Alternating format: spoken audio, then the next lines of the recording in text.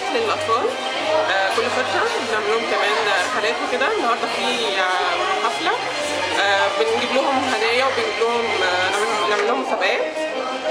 كان في مسرح عرايس من شويه وكان في بنوزع عليهم هدايا. نوع مسابقات يعني اللي بيعرف يحل فيهم المسابقات بنديهم هدايا وكده. في بقى بنوزع عليهم انشطه اكل او كده، وبنوزع عليهم حاجات وبس. احنا بنعمل لهم حفلات عشان نرفع يعني من روحهم المعنويه شويه. بنعمل لهم يعني نشاطات ان هم يعملوها وكده، يعني في داخلين مدارس وفي لا، فبنحاول نفكرهم بان هم ممكن يكونوا ناسين في المدارس او كده.